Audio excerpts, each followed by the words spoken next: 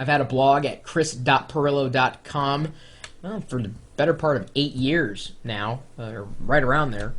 And I've been writing on the internet at least since 1992, in a professional sense since 1996. But I've been publishing online for quite a while, and it's always been fun, and exhilarating to be able to share my thoughts at the speed of click. And it's getting easier and easier to find me. In fact, you have to try hard not to find me. The tools are there. But just because you have a tool doesn't necessarily know how to use that tool. And a big part of your blog, which is like a personal publishing platform, a chance for you to share your experiences in life with anybody who happens to visit that blog, the design is very important. And you can use a variety of templates for free. And you can make your own, certainly. You can choose any kind of blog platform. You can get a blog for free. You could pay a host to have a blog. I mean, you can slice it a million different ways. A blog isn't necessarily a community, though. That's something you got to remember. You have a community that follows you, certainly, and the blog is where they comment, but it's just one part of a greater community. I've always known this. I've always seen this. But part of a good blog isn't just what you're putting on it and connecting with the audience who finds it. And it could be about anything you want it to be about. But this particular topic that I'm going to dive into was submitted by Joaquin, who writes the top 5 ways to improve your blog's usability. And that's just as important as what you're writing about, what you're sharing. If someone who's visiting doesn't know where to find it, it doesn't do you any good to even have it there in the first place. Usability is paramount. And for that reason, and that reason alone, I'm going to be working with a designer, an information architect, to take all of my ideas about what can be on a blog, potentially, and we're going to design a premium theme for free, and it's going to be a WordPress theme. It's going to allow you to better integrate all of these other social identities that you carry throughout the web. And the hope is that we're going to begin work on this in the month of April, and it should be a relatively quick turnaround. I'm going to be very particular about what goes where, because for me it's optimizing not just the usability and what goes inside the blog template, but also keeping in mind advertising. Some people like advertising in their blog. The reason I'm going to be able to do it for free is because it's going to be like based on donations. So if people like what they see and they want to change the blog template, they can, but I just ask for a donation, whatever they want to give. And people have been donating to the live stream just by clicking the button. I've gotten donations from, $1 all the way up to $50. One of you guys donated that much, and I'm very, very grateful for that. It really, every little bit helps.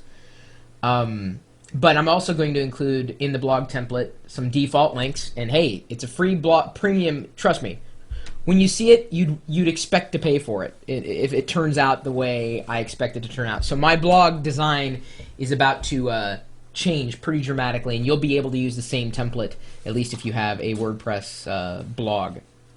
Now, that being said, I'm an advocate of every platform that's an amazing platform. I just happen to be using WordPress on my personal blog because right now it's kind of what I need, although I am going to be integrating the live video part in the blog template a little tighter than it is today, and hopefully we'll be able to pull that off with some skills.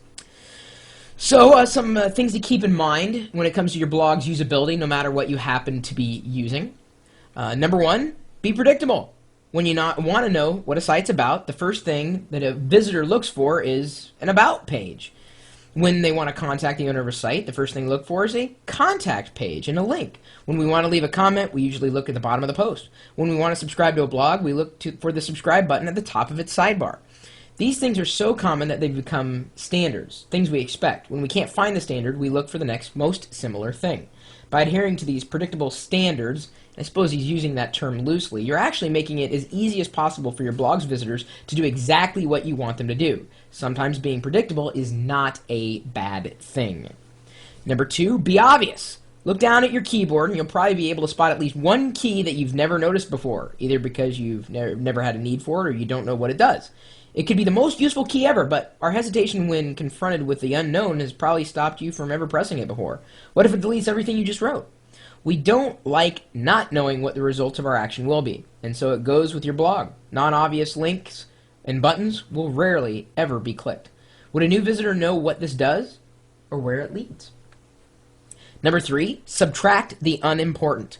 By hiding important elements, your most popular post, your feed icon, your comment button, amongst a dozen other unimportant things, widgets and recent comments, you're making it harder for readers to do what's truly important, potentially, to you or them. Number 4, limit options. A category list with 10 categories is a lot more usable than a list with 50 categories. Too many options creates overload, which leads to deferral. A visitor will not engage with that element at all. Your list of 5 most popular posts will get clicked more than your list of 20 and so on. Simplified options make it easier for the visitor to decide where they want to place their attention. Too much choice will actually hurt your blog's usability. Number 5, do the little things. A usable blog, aside from the above, is also made up of many little touches that make your visitor's browsing experience easier. Does your header image link back to your main page? Does your blog have an about page? Does your blog have a contact page? Do your headlines match with your content? Is it clear where your links will lead? Do you use frequent paragraphs in your post? Do you have comment links at the bottom of your post? Do you use subheadings? Are your posts less than 2/3 screen length wide? Are you making your best posts easily accessible? Are your links easy to pick out? And there's many things you got to think about and consider. And what I found, I guess, strangely ironic is that Joaquin did not include a link to his blog, if he has one. But judging from this list, he certainly knows what he's talking about, at least from a visitor's perspective. Maybe you think you have the world's most amazing template. If it's doing what it's, supposed to do for you, you're doing well. But a lot of people will complain. They say, well, I'm not getting any visitors. People aren't commenting, yada, yada, yada.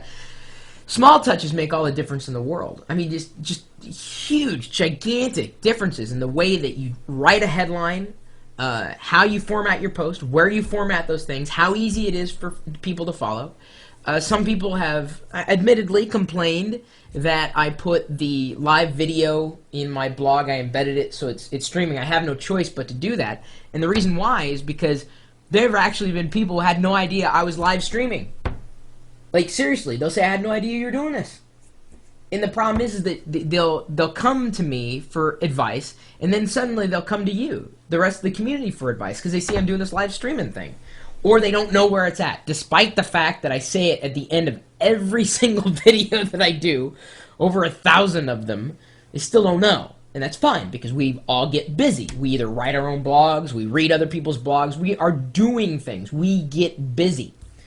So it's been a good thing and a bad thing, but I think, except for the people using Internet Explorer 6.0, and they are out there. Sorry not to offend if you're using IE6, but it's time to upgrade. If you don't want IE7, fine. Use Firefox. Heck, use Firefox 3 Beta 4, which is the current version that's out now, or Safari, even on Windows or Mac OS X. I guarantee there's not a faster browser on Windows in terms of JavaScript performance than WebKit.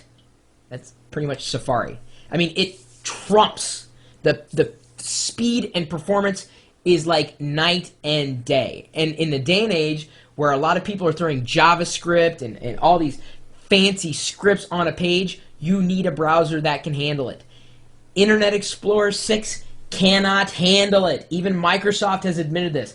Internet Explorer 7 is maybe a little better, but nowhere in terms of either Firefox 3, even at Beta 4, or Safari 3.1, and currently the latest nightly builds of WebKit, which is the underlying open source component of Safari. So, anyway, I didn't mean to launch into that, but that's something you got to consider too when you're building a blog template is, what kind of people are surfing to your website. I have a good balance of both IE and Firefox users at this point in time. A lot of things you got to keep in mind for the blog. Like I said, stay tuned. I will, of course, be announcing the WordPress theme, the free premium theme, and I'm going to be paying very special attention to it because it's going to be my default theme, and I'm forking over a lot of money. So be liberal with pressing the donation button.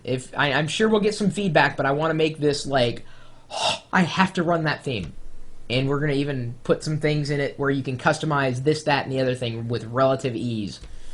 It'll be cool. Stay tuned. Until then, if you got any other tips for blogging, and these are really good things to talk about, things that we don't necessarily consider. Not just what to blog about. I mean, this is my personal blog, chris.pirillo.com. It's personal, so I'm going to write about anything. If I have an idea, I've had a thought, I want to put a video, I want to do this, I want to do that. It's my personal blog. The funniest comment I ever got was someone who was accusing me of being too narcissistic, egotistical in my personal blog. I saved that email. I had it bronzed, and it's over on that wall right now. Funniest comment I ever got. Accused of being too egotistical in my personal blog.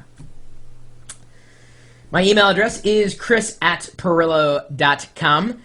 You can email me about just about anything. Questions, answers, top 5 tips. I see all the emails I get, may not respond to them. And if you get a short message, you're lucky. If you get a wink, you're very lucky.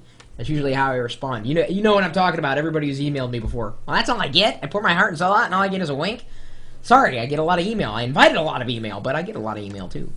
And as CAA 1000 says, as seen on CNN.com, well, at least on Thursdays. But I'm here pretty much 24 hours a day.